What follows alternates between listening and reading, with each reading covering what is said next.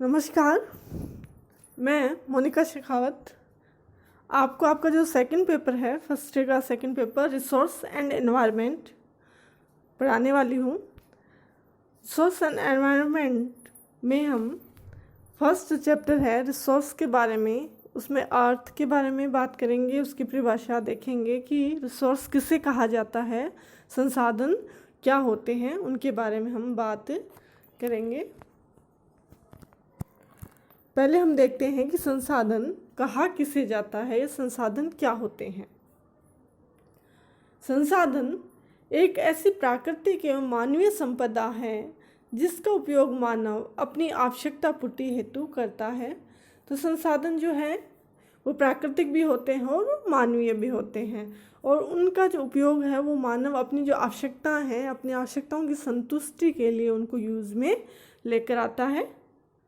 संसाधन शब्द रिसोर्स जो इंग्लिश का वर्ड है उसका पर्याय है, और ये दो वर्ड से मिलके बना है। पहला है री और दूसरा है सोर्स। री का अर्थ होता है दीर्घ या पुनः, और सोर्स का अर्थ होता है साधन या उपाय। तो जब दोनों को हम मिलाते हैं या कह सकते हैं कि अर्थात प्रकृति में उपलब्ध वे तत्व या साधन जिन पर कोई जैविक समुदाय दीर्घ अवधि तक निर्भर रह सके तथा पुनः पूर्ति या पुनर्निर्माण की क्षमता हो, उन्हें क्या कहा जाता है, संसाधन। तो यदि हम संसाधनों का शाब्दिक अर्थ देखें तो संसाधन प्रकृति में प्राप्त होने वाला कोई भी तत्व या साधन है जिस पर कोई भी जैविक समुदाय जो वो लंबे समय तक निर्भर रह सकता है, उनकी पुनः पूर्ति भी संभव है, उनका पुनर्निर्माण भी संभव होता है। यदि हम बात करें संसाधनों के लिए, तो जो भी पर्यावरण, जो वातावरण जिसमें हम रह रहे हैं उसके चारों तरफ जो भी हमें दिखाई देता है, जो भी हमारे काम में आता है, वो सभी क्या है, संसाधन, चाहे वह प्राकृतिक हो चाहे वो मानवीय है, क्योंकि वो हमारी आवश्यकताओं की संतुष्टि कर रहे हैं तो वे क्या कहलाएंगे, वे सभी तत्व संसाधन कहलाएंगे।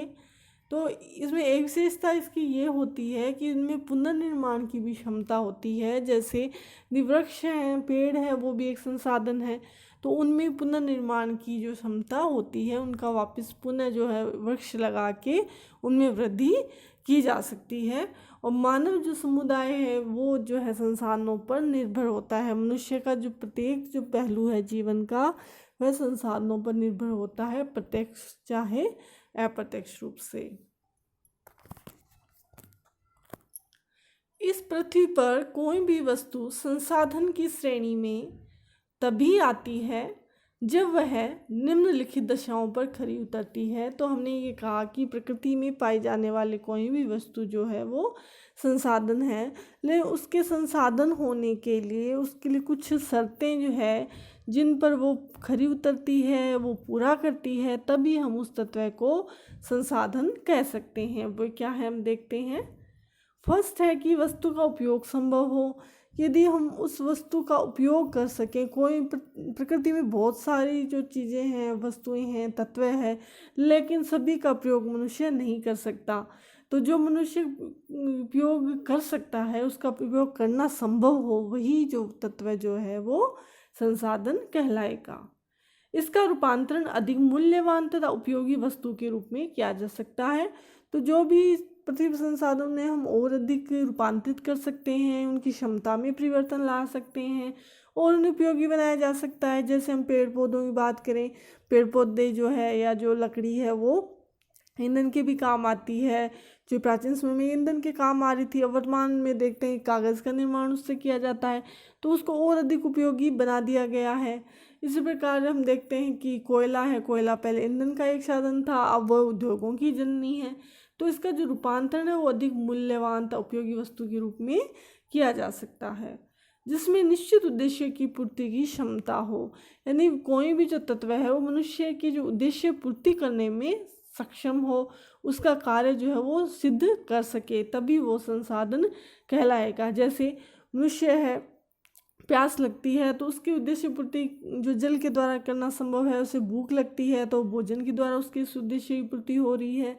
तो जल है या भोजन है या फसलें हैं तो उसके लिए क्या कहलाएगी, संसाधन, क्योंकि वो उसके निश्चित उद्देश्य की पूर्ति करने की क्षमता रखती है। इन वस्तुओं के दोहन की योग्यता रखने वाला मानव संसाधन उपलब्ध हो। अब प्रकृति में कोई भी वस्तु है, लेकिन यदि उसको उपयोग किसके आ रही हो, मानव के उपयोग में आती, यदि वहाँ पे मानव ही नहीं है जो उसको प्रयोग में लाए, तो वह संसाधन नहीं कहलाएगी। संसाधन तभी कहलाएगी जब वो उससे उपयोग में ला सके। जैसे बहुत सारे ऐसे द्वीप हैं या ऐसे क्षेत्र जहाँ पे मानव समुदाय है ही नहीं, तो वहाँ पे यदि कोई भी प्राकृतिक तत्व वहाँ पे है भी, तो वो संसाधन नहीं कहला सकता, क्योंकि उसका यूज़ करने के लिए वहाँ पे मानव ही नहीं है। तो प्रकृति में ऐसे ही पड़ा है, तो हम उसे संसाधन नहीं कहते। संसाधनों के रूप में पोषणीय विकास करने के लिए आवश्यक पूंजी हो, और संसाधन होने के लिए यदि एक तकनीक की आवश्यकता होती है, और तकनीक जो है वो उसके लिए पूंजी की आवश्यकता होती है, तो संसाधनों का विकास करने के लिए ये भी है कि पूंजी भी हो।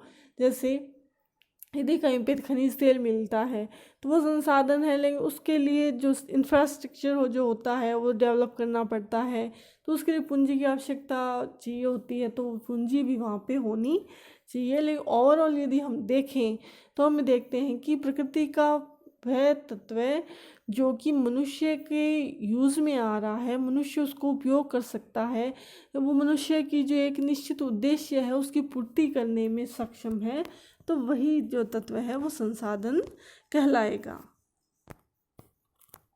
प्रत्येक प्राकृतिक संसाधन मानव जीवन के लिए उपयोगी है, किंतु उसका उपयोग उपयुक्त तकनीकी विकास द्वारा ही संभव है। तो जितने भी प्राकृतिक संसाधन हैं वे सभी मानव जीवन के लिए उपयोगी है। जल है तो उपयोगी है, वायु है तो उपयोगी है, वायुमंडल उपयोगी है, कोई भी जो जीव जंतु है उनके भी अलग अलग उपयोग है। वायुमंडल का उपयोग हमने बात की। इस प्रकार सूर्य की जो रोशनी है, प्रकाश है, वो भी मनुष्य के लिए उपयोगी है। पेड़ पौधे हैं वो भी मनुष्य के लिए उपयोगी है। भूमि है, ये जितने भी प्राकृतिक संसाधन हैं वो मानव जीवन के लिए उपयोगी होते हैं। लेकिन इनका उपयोग मानव कैसे कर पाएगा या नहीं कर पाएगा, ये सभी जो विकास है उसके लिए एक उपयुक्त तकनीकी की आवश्यकता होती है। यदि मनुष्य के पास वो तकनीकी नहीं है तो वो संसाधनों का विकास नहीं कर पाता है। पृथ्वी पर विद्यमान तत्व है जो मानव द्वारा ग्रहण किए जाने योग्य हो संसाधन कहलाते हैं। तो हमने जो बात की थी कि पृथ्वी पर कोई भी जो तत्व है जो मनुष्य ग्रहण करके उसको अपने यूज में ला सकता है, तो वो संसाधन है। जिमरमैन ने लिखा है कि संसाधन का अर्थ किसी उद्देश्य की प्राप्ति करना है। यह उद्देश्य व्यक्तिगत आवश्यकताओं तथा सामाजिक लक्ष्यों की पूर्ति करता है। जिमरमैन महोदय जो कि ज्योग्राफर थे, इन्होंने बताया कि संसाधन जो है उसका अर्थ ये है कि कोई उद्देश्य जो है वो प्राप्त करना है।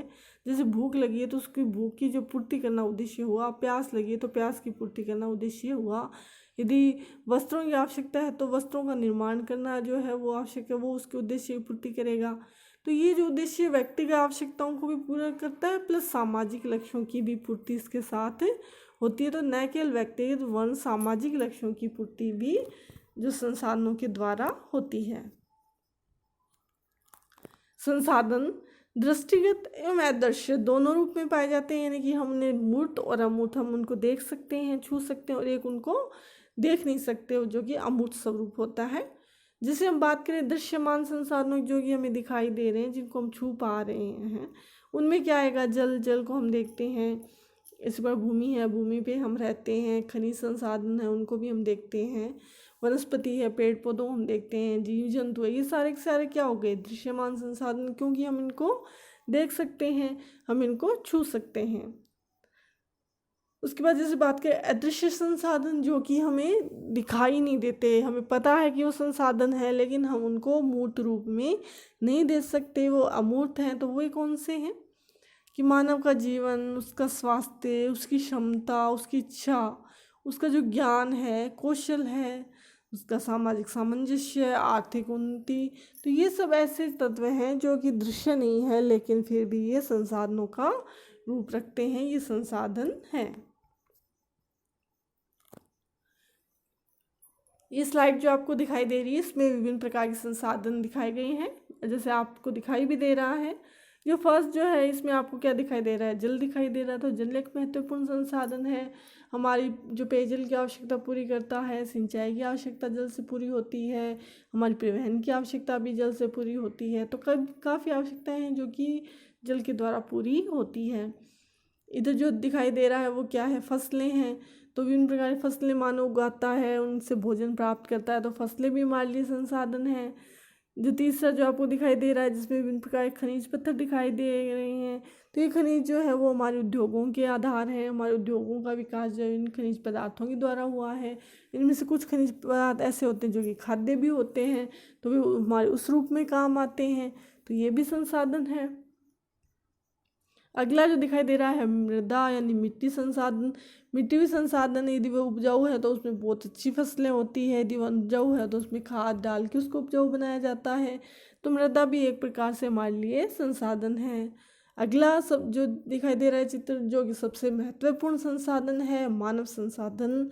मानव स्वयं एक संसाधन है, उसकी क्षमताएं, उसका ज्ञान, उसका कौशल जो है वो सभी क्या है, संसाधन। क्योंकि मानव ही जो है किसी भी तत्व को संसाधन का रूप प्रदान कर सकता है। मानव ही जब उसको अपनी तकनीक के द्वारा यूज़ करेगा तभी वो तत्व संसाधन कहलाएगा। तो मानव जो संसाधन है वो सबसे प्रमुख और सबसे जो महत्वपूर्ण संसाधन है, जो संसाधनों का होना या न होना जो है वो निश्चित करता है।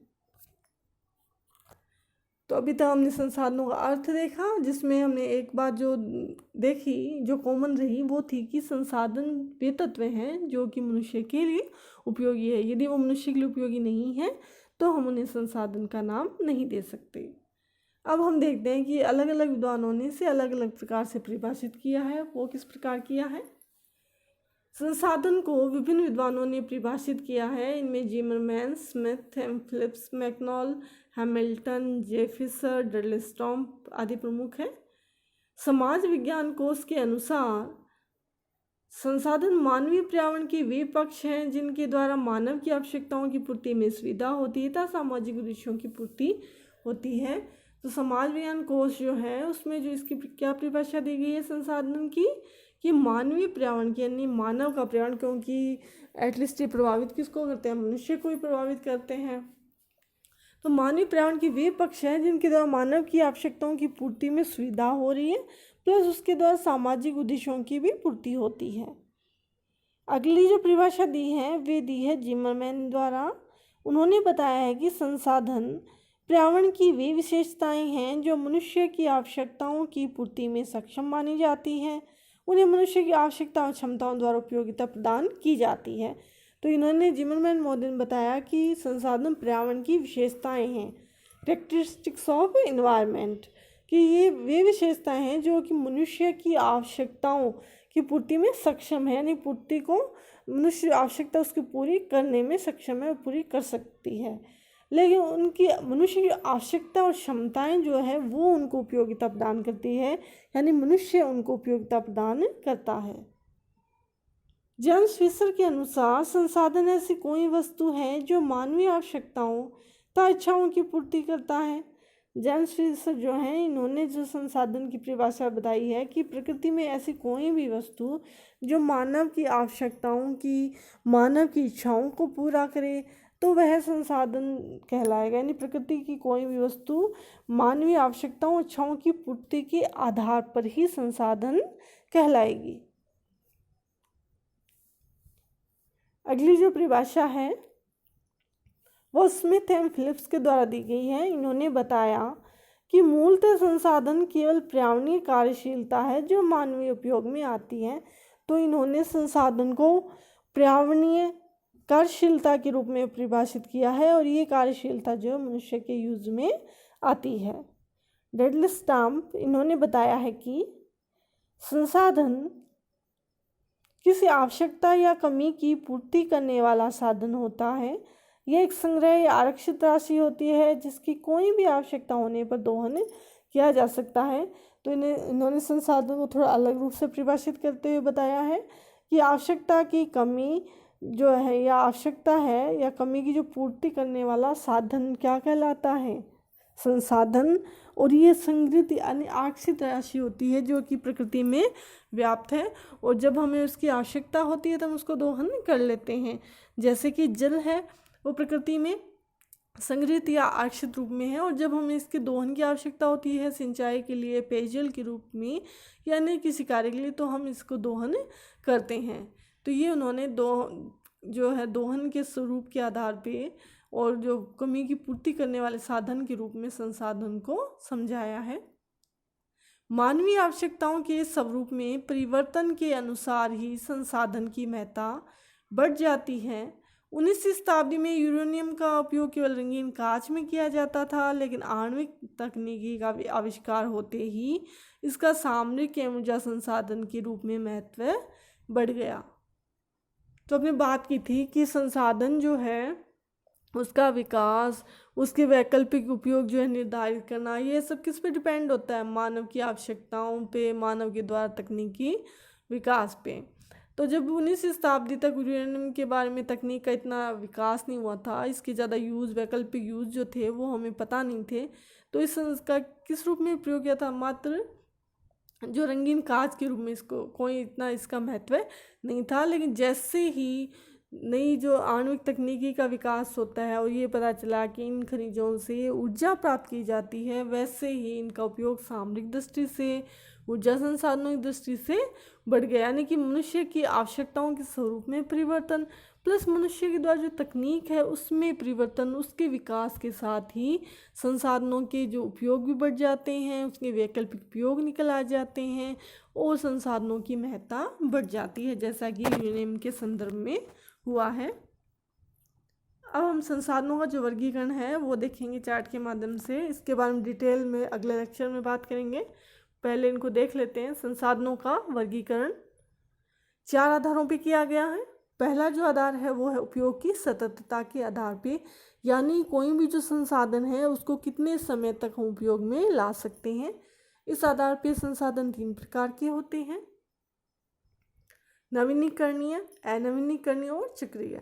नवीनीकरणीय संसाधन वे होते हैं जिनको हम एक बार यूज़ में लेने के बाद में पुनः भी उनको यूज़ में ले सकते हैं, उनको काम में ले सकते हैं, उनको प्राप्त कर सकते हैं। और अनवीनीकरणीय वे संसाधन होते हैं जिनको यदि हमने एक बार काम में ले लिया तो वे सदैव के लिए नष्ट हो जाते हैं, हमें पुनः प्राप्त नहीं होते। और चक्रीय संसाधन वे हैं जिनका चक्रण किया जा सकता है, जिनको रिसाइकल किया जा सकता है। जैसे जल एक चक्रीय संसाधन है, उसको हम पुनः प्राप्त कर सकते हैं, चक्र के रूप में प्राप्त, रिसाइकल उसको कर सकते हैं। नवीनीकरणीय संसाधनों का जो उदाहरण जो है वो यदि हम देखें, जैसे पेड़ है वो एक नवीनीकरणीय संसाधन है। अनवीनीकरणीय संसाधन की बात करें, कोयला जो एक बार हमने यूज़ किया तो वो नष्ट हो जाएगा। चक्रीय संसाधन की बात करें तो जल संसाधन। अगला जो वर्गीकरण है वह है उत्पत्ति के आधार पर वर्गीकरण, कि उनकी जो उत्पत्ति है वो किस प्रकार से हुई है, उसके आधार पर संसाधन 2 प्रकार के होते हैं: जैविक संसाधन, अजैविक संसाधन। जैविक संसाधन वे होते हैं जिनमें जीवन पाया जाता है, जैसे कि पेड़ पौधे हैं, जीव जंतु है, उसमें मानव है। अजैविक संसाधन वे होते हैं जो जैविक संसाधनों को आधार प्रदान करते हैं लेकिन उनमें जीवन नहीं पाया जाता, ये निर्जीव होते हैं। जैसे मिट्टी है, जल है, वायु है, तो ये जीवन को आधार तो प्रदान करते हैं लेकिन इनमें स्वयं जीवन नहीं होता। अगला जो वर्गीकरण है वह है उद्देश्य के आधार पे, कि हम जो संसाधन जो काम में ले रहे हैं उनका उद्देश्य क्या है। पहला जो है वो है ऊर्जा संसाधन, यानी कि हम इन संसाधनों से ऊर्जा प्राप्त करते हैं, जैसे कोयला है, पेट्रोल है, लकड़ी है। दूसरा है कच्चा माल, यानी ये ऐसे संसाधन हैं जिनका उपयोग उद्योगों में किया जाता है। उद्योगों में कच्चे माल के रूप में ये प्रयोग आते हैं। अधिकतर जो खनिज संसाधन हैं वो इसी प्रकार के संसाधन हैं।